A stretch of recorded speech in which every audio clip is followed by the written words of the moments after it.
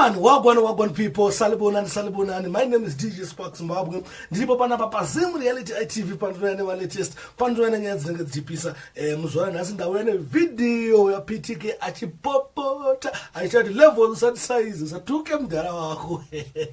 Boss, before atatu kuziya kuti pana live yakati kuna mkoma levels na weekend mkoma lachira kuiye kuti zoni ndinomisa Ptk izve kudaro ende Ptk mfana kwa Ndiri zvekuti makatanga nawo skid azviite dai matanga nawo pana wangu ana Ptk yao wandongorowa waiti washi zvangu muzopensera nawo skid manje makatanga nawo skid munozesana pa next ones sa Ptk ana respond yaita ati shoulder levels achitira kuti sun size ndokumisa even a body slim chete pakaipa so ndakuti apana pada kukwatisa video yacho mobva mariona mobva makomenta pasapo kuti boy here zvekutoona Ptk anokwanisa kumisa levels here kana kuti kungohumana hatizozive zvedu ndimakanzwa mangoma ndimakanzwa na no Messi ndimakanzwa na body slam ndimakanzwa na maridhim akawanda saka Ptk adzinga kuti zvakawanda kuti yo unotenga maridhim bla bla bla zvakawandisa sangana naye mukona chi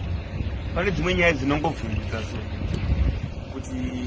mwana ntuka baba asingazivi kwakabva waizi kana munhu auri murwo wangosirwa ukaspace kadikidiki waudotozvitange levels atikusangirei pakutanga rasta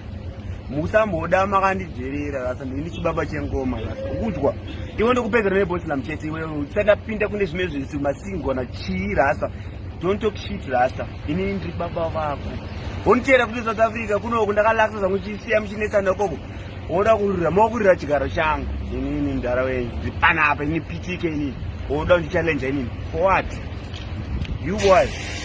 ziva kwawakurira ziva kwawakabva hausi munhu wekumbare kuti sautombomatatu kumatapa kuswako kumatatu kumaflats rasta kufumba kusumbusa uzwa don't talk shit rasta don't talk shit kwandiri ndiri mudhara wako rasta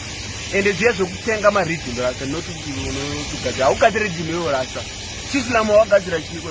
chicha wakazaba werasi chicha wakazaba Ptk levels raifana tongodzi Ptk ridhim not Ptk levels for what ndapedza zvangu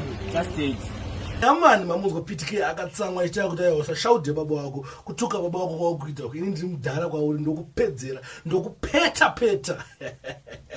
Thanks for watching. My name is DJ Sparks Zimbabwe and ndiripo panapa pazimu reality ITV pandongwavha ma latest pandongwavha nyaya dzinenge dzichipisa. Don't forget to follow me on Instagram. My username is DJ Sparks Zimbabwe. Kana kufollowa futi chim my page is SS Zimu Reality ITV. Akangonzi Zimu Reality ITV. Thank you for supporting.